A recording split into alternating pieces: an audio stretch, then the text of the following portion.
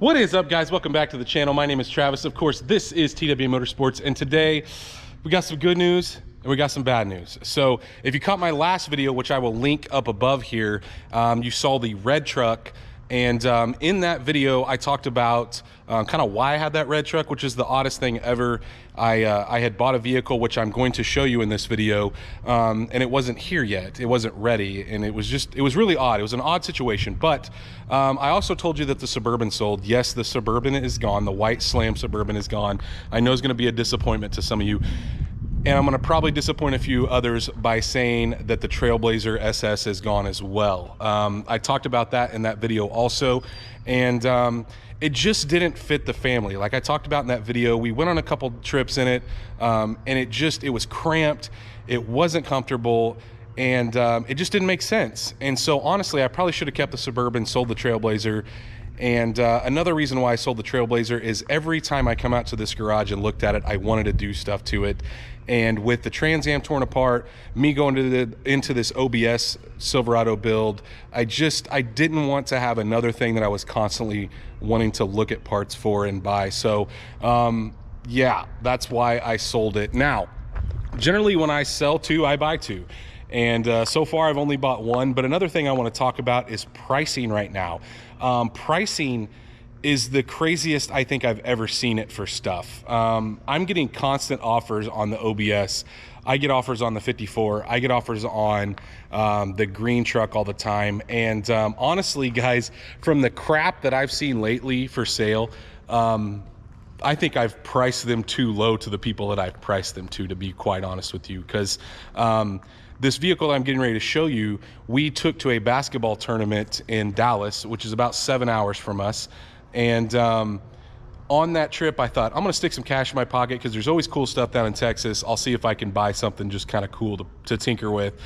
Because as you guys know, I buy stuff, sell stuff. It's just fun for me, and I just wanna bring you guys along for the ride. Now, some of this stuff that you've seen around for a while is gonna stay for a while. The Trans Am, the 52, the 55, those are staples that will be here forever, unless some stupid money comes out of somebody's pocket. But anyway, the rest of this stuff is kind of just for fun and to play with. Now, when the OBS is done, it might fall into that category. The green truck's kind of borderline. I've priced it a couple times. But anyway, the stuff that I was looking at in Texas, either they wouldn't respond back to me, it was way overpriced, or it was just absolute garbage. I talked to a couple guys that had trucks. I found a couple really low mileage trucks, which, to be real honest with you, as far as like the Trailblazer and keeping something like that, if the Trailblazer was like a 30,000 mile Trailblazer SS, like one owner, I probably would have tucked it back and kept it. But I've noticed that I'm getting more picky as I get older, because with the OBS build, I kind of wish that I would have waited and found a little nicer truck. And same thing with some of this other stuff. So there's better stuff out there, and while it is really expensive, it's worth it because I don't want to take a vehicle to paint every year. It seems like I'm constantly hitting my painter up to paint something. Now, little mirrors and odds and ends pieces he can sneak in, but like a whole paint job, that's a lot of money. And to be quite honest with you, I don't know that it's not worth just buying up to a nicer, you know, like a super low mileage vehicle. That way you're not having to fix every little thing. I can just do the little tweaks that I want, like dropping it, tinting the windows, changing some stuff out, wheels and appearance mods that I want to change, and not have to be in a full build. So that's kind of the way I've been thinking here lately. Anyway, I'm going to show you what I bought here, and I'm trying to beat the rain. The rain has just been absolutely crazy. I think it's going to rain here in about the next 10 minutes, but this is what we got, and it makes sense for our family. It is a Denali, a 2017 GMC Denali, and honestly, guys, I have been looking for one of these for quite a while, ever since actually before I even sold the Suburban. I thought I'd wanted to go to something a little newer. I was really hoping that my wife would decide to get rid of the Tesla and go to one of these, just because then she could drive this, and then we could, you know, get rid of her Tesla, and I could buy two more cars to play around with. But she didn't, and you know, it doesn't matter. We took her car to a tournament, which I just told you guys in that last video, and it was just miserable waiting for the thing to charge and whatnot. So anyway, like I said, 2017 Denali. I didn't necessarily care to have a Denali. I was really looking for an SLT. The problem was I wanted certain options and I couldn't find it. The reason I wanted an SLT is they come with the 5.3 and the 6-speed transmission. The Denali has a 6.2 and an 8-speed. And because we had Denali in the past and I had a little bit of a transmission issue with it with only 60,000 miles on it, I was a little gun shy on the 8-speed, but apparently they fixed it in 17, which is what year this is, and it seemed to do well on our trip. It actually averaged about 20 miles to the gallon, which I was really surprised at. That big 6.2, that thing has a ton of power. And I actually think lining this thing up in a race between the Trailblazer SS and this, I think this thing would wax it. It's got a ton of power. Now it is quite a bit heavier, but it just makes so much more power. It's unbelievable, and the torque is crazy as well. But this color I really, really liked. I told my wife, I said, do not let me buy another white vehicle. I looked at white, believe me, but I didn't want a white one. And if I did buy white, I wanted pure white. I didn't want any pearl in it. I just think the pearl looks dingy, but I made her promise to not let me buy another white one. And when I started looking, she's like, that's white. And I was like, I know, but I can't find the color I want. Well, this is called Mineral Metallic. It's got a green tint to it. And I don't know if you guys can see it in this lighting, but green, guys, even though I don't have a lot of green, is my favorite color. And blue is my second favorite. It's funny because I buy all my cars in white, and I do like white on cars, but yeah, I just fell in love with this color because I really wanted a 2-wheel drive, and this is a 4-wheel drive. I found a 2-wheel drive in this color, but it was in Georgia. I didn't want to drive. I think it was like 10 hours away, and I'm just a little, now the older I get, the less I want to drive to look at a used vehicle. You know, when they're new, you know that they're probably not going to have any scratches or stuff you don't like, imperfections, but used, it seems like I've been burned here lately, and so I just didn't want to drive that far and be disappointed. This one was about 3 hours away from my house.